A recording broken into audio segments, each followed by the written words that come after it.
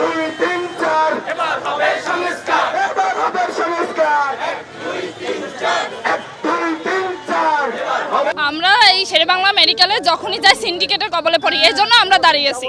এখানে টিকিট কাটতে গেলে ঝামেলা করে, 10 টাকার জায়গায় 20 টাকা নেয়। ওখানে গেলে তারপর কোনো চিকিৎসা পাই না, তারপর গেলে এ টেবিলটা ও টেবিলে পাঠায়, ও টেবিলে একটা বেড পাই না, কোনো কিছু পাই না। একটা ব্লাড দেওয়ার সময় অনেক ঝামেলা করে ওরা, বলে এখন হওয়া সম্ভব না, পরে আসো, তারপরে আসো। আবার মোবাইল চুরি হয়, ওয়াশরুমে যাইতে পারি না, এরকমের অনেক সম্মুখীন হইতেছি আমরা।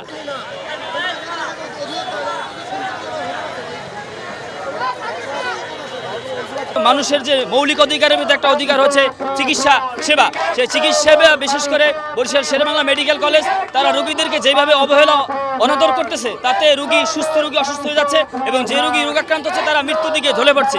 এইটাই হচ্ছে আমাদের মূল আন্দোলন।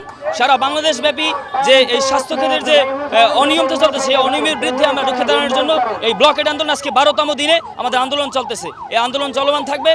আমরা দেশবাসীকে আহ্বান করব যে আন্দোলনের সাথে আমরা সকলের জন্য সংযুক্ত হই, যাতে আমাদের ন্যায্য অধিকার আমরা ফিরে পাই।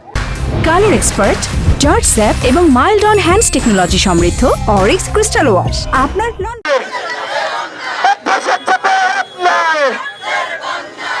আমরা সাধারণ মানুষের ভোগান্তির জন্য অন্তত দুঃখিত।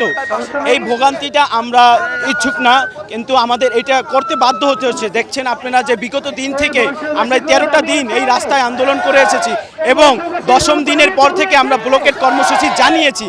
এই মেডিকেলের স্বাস্থ্যখাত থেকে শুরু করে সিন্ডিকেট দালালি চলে আসছে, এরই বিরুদ্ধে আমরা সকল সাধারণ জনতা থেকে শুরু করে সকল শিক্ষা প্রতিষ্ঠান এই যৌক্তিক আন্দোলনে একমত পোষণ করেছেন। এবং আমাদের মূল একটি দাবি, সেটি হলো যে স্বাস্থ্য মন্ত্রণালয়ের উপদেষ্টা তিনি যেন মেডিকেলে এসে দেখেন এই মেডিকেলের কি অবস্থা। আমাদের এটি মূল একটা পদক্ষেপ। আমরা চাই তিনি আসুক, এসে দেখুক